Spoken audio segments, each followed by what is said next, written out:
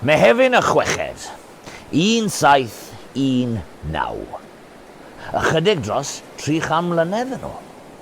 Mewn bai ar arfordir Affrica, mae'r llong y prinses wedi angori. Ar ydw i, Bartholomew Roberts, yn gweithio'n galed, yn sgrwbo'r dec man lan. Mae fe'n waith caled, gwaith chwyslyd. Odi. Odi. Hei, beth yw hwnna?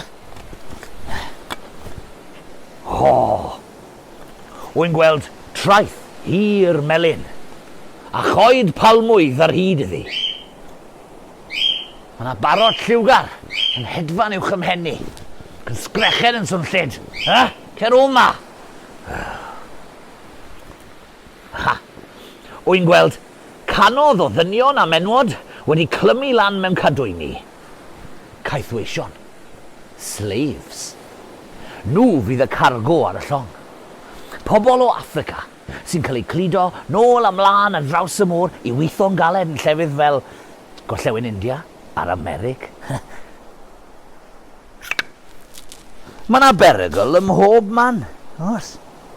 Chi'n gweld, yn y môr, mae yna siarcod. Yn yr awyr, mae yna mosquitos. Pryfed bach sy'n cario'r afiechyd malaria. Ac os geith morwr i gnoi, yna, bydd e'n troi a trosi gyda gres annioddefol tan iddo fe farw mewn poen. Mae yna hefyd berygl ar y llong. Chi'n gweld, un i'r criw yn poeni bydd y caethweision yn trio cymryd dros y criw a'n lladd ni gyd. Beth yw hwnna?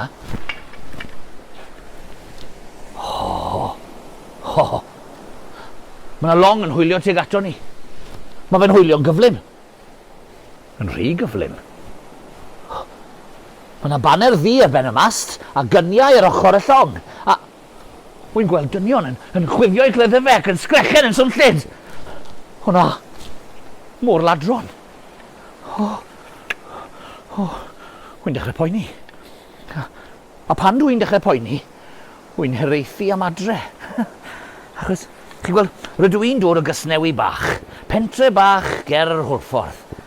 Wel, oedd y pentre yn rhy dawel ac yn rhy fach i fi, a na pam symudes i ar y môr. Gweithio'n galed fel morwr yn cludo nwyddau nôl ymlaen, yn joio, yn ei gamser da. Dryswch. Na, maen nhw'n agosau. Hei, pech becso. I fi'n ddigon handi gyda nyrnau. Wy'n licio good fight. Ond dydw i ddim yn mynd i beryglu mywyd i am llong rhywun arall. Mae perchenog y prinses yn gwybod ni fyd.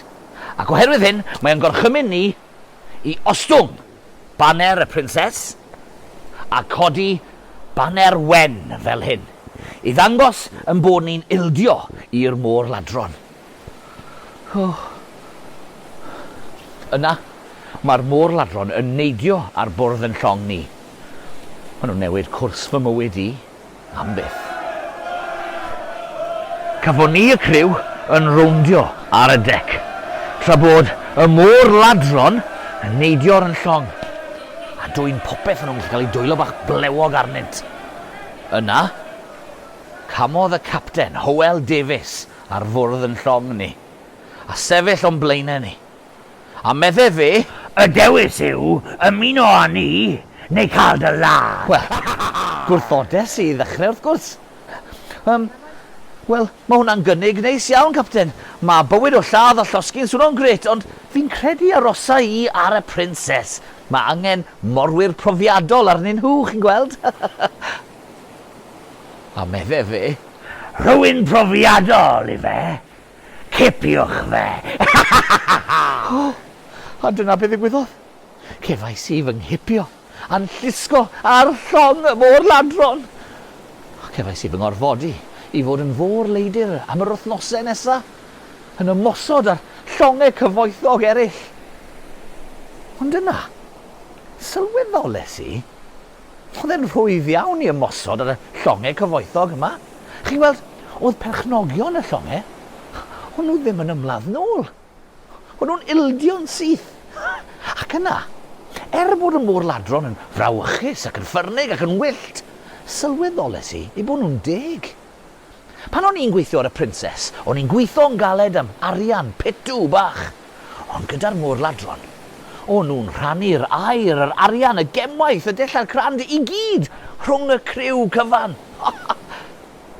A o'n i wrth fy modd gyda'r dillad crand.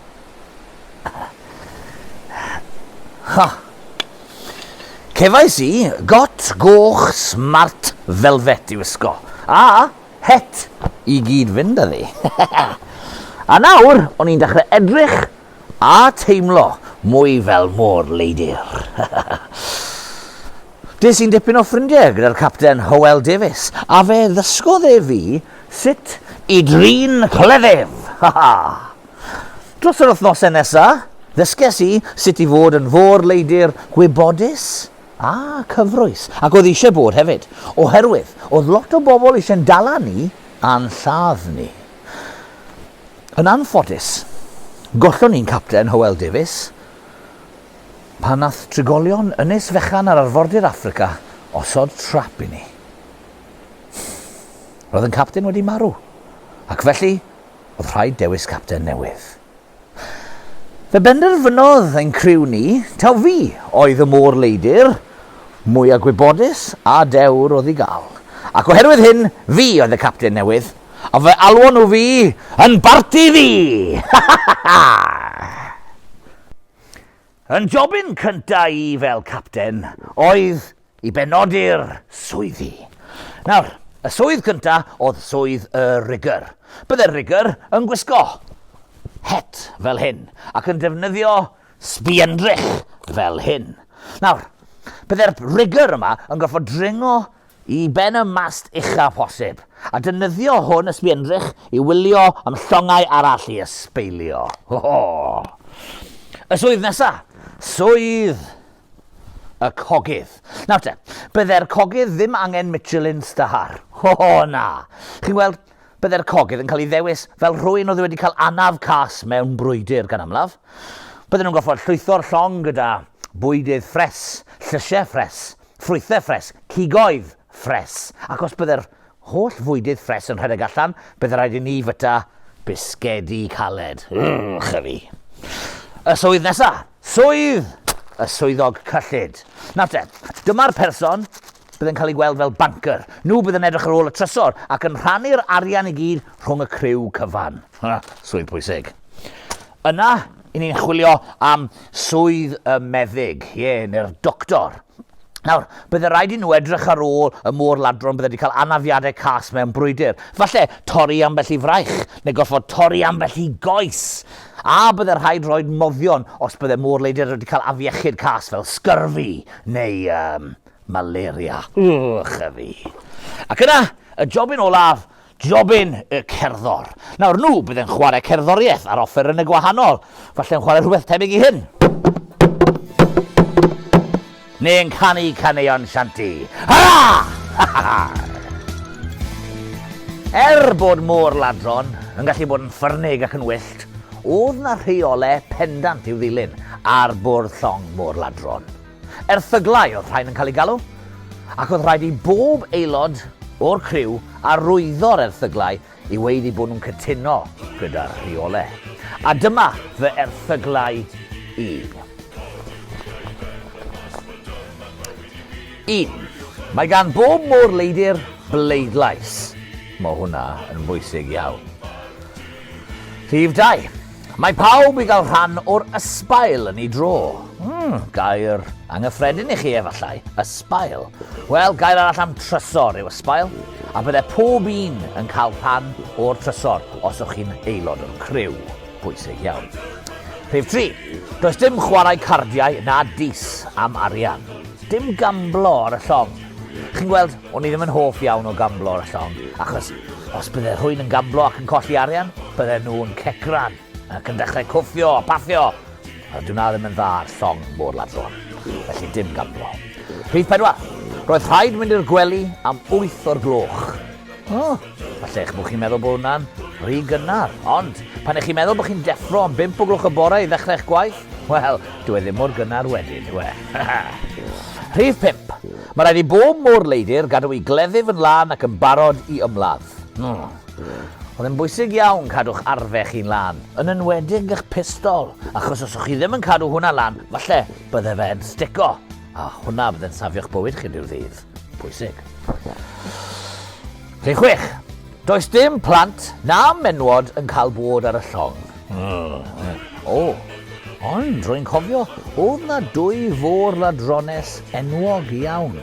2 fenyw ffyrnig o'r enw Ann Bonny a Mary Reid. O'n nhw'n gweithio i'r Captain Calico Jack. Oedd e'n wir. Rhif 7. Does dim un môr-leidr i adael y llong yn ystod brwydr. Na, chi'n gweld, i ni fel criw, fel teulu, allech chi weid. Does neb i adael, i ni gyd yn stico yn gilydd trwy'r drwg a'r da. Rhif 8. Does dim ymladd ar y llong. Wel, mae hwnna'n dilyn saith, yn dweud. Ac yna, rhif 9, dylid rhannu'r ysbail. Y trysor. Bydd y capten yn cael 2 rhan, y swyddog cyflenwi yn cael 1.5 rhan, a'r gweddill i gael 1 rhan yr un. Swn o'n 10. A rhif 10, bydd yr cerddorion yn cael diwrnod o hoi ar ddydd Sul. Wel, y rheswm am ni, yw oherwydd o'n ni yn mynd i gynnal gwasanaeth grisnogol bob bore dydd Sul, sy'n meddwl oedd y cerddorion yn gallu cael hoi. A dyna i chi fy rheolau, yr erthyglau. Nawr yn bod ni'n gwybod y rheolau, mae angen i ni wybod i ble ni'n hwylio. O'n i'n gyfarwydd iawn â hwylio i Affrica pan o'n i'n gweithio ar llong y prinses. Ond nawr, rydw i yn gapten ar llong yn hunan. Fi sy'n cael penderfynu i ble ni'n mynd. A dwi wedi penderfynu hwylio i Brasil. Nawr, roedd môr-leidron yn gyfarwydd â cael baner ddu. A bydden nhw'n dangos hwn ar ben y mast i llongau arall cael gweld ta môr-leidron oedden ni. A i roi arswyd ar y llongau o'n i'n mynd i ysbeilio. Es i gam ymhellach. A fe grees i baner gyda llun ohona i a sgerbwd marwolaeth fel yna. Roedd yna faner enwog arall, baner ddu gyda ffenglog ag esgyrn. Ei enw hwn oedd y Jolly Roger, wir. Nawr te, roedd Ffrancwyr yn fy ngalw i yn Jolly Rouge, neu'r cochyn hardd, oherwydd fy mod i'n gwisgo cot goch hardd fel hyn. Es i gam ymhellach wrth gwrs, a creu baner ddu gyda ffenglog ag esgyrn. A fi, Barti Ddu, oedd y cyntaf i roed sgerbwd ar faner ddu. Gwych! Dwi'n siŵr bydd criw unrhyw long arall yn ildio pan welwn nhw fi. I chi'n gwybod beth i ni'n dwyn oddi ar llongau arall? Wel, gadwch chi fi weithio chi. Air, arian, gemwaith, dillad crand, bwydydd, arfau, moddion, ac wrth gwrs, rym. Nawr te, oedd môr-leidron wrth ei bodd yn dwyn rym. Oedd na Gymro yn enwog am ddwyn rym, oedd e'n dod o Gasnewydd, De Cymru, a'i enw oedd Capten Harry Morgan. Fe oedd yn enwog am ddwyn rym, oedd hi ar Sbeinwyr, ac am yfed rym hefyd. Ond, o'n i ddim yn hoffi rym. O'n i ddim yn hoffi alcohol. Oedd well da fi gael paned. Paned fach o de. Nawr te, roedd e'n enwog am ddwyn llongau cyfan. Yn ystod oes air y môr-leidron, fe nes i ddwyn 7 llong enfawr. A'i alw nhw'n Royal Fortune bob tro.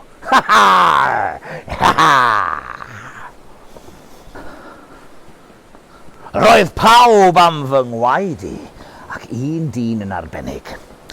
Capten Ogl o'r llynges Brydeinig. Oedd e'n ddyn cas ac yn benderfynol i nalau. Ond, oedd gyda fi cynllun. O'n i moyn dwyn llong enfawr o'r enw'r Onslow, oedd wedi cael ei angori yn y bai yng Nghaerdydd.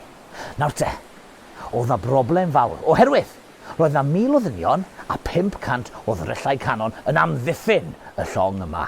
Ond oedd hwnna'n mynd i stopio fi a'r criw. O na, wnaethon ni neidio mewn i cychod bach a wnaethon ni rwyfo tuag at yr onslow. Yna, fe gyrraeddon ni a daflon ni bachau dros ben y llong, fel la. Ac yna, wnaethon ni ddringo ar y bwrdd a cymryd y criw yn gyfan. Fe gymeres i y lliw a nes i hwylio ni allan o'r bai. Wel, wrth gwrs, nath Captain Ogle gorchymyn i ddynion i seithi ar nôl ni. Ond, wrth i'r wawr dorri, fe nes i hwylio ni allan o'r bai gyda'r onslow yn wobr. Hwra!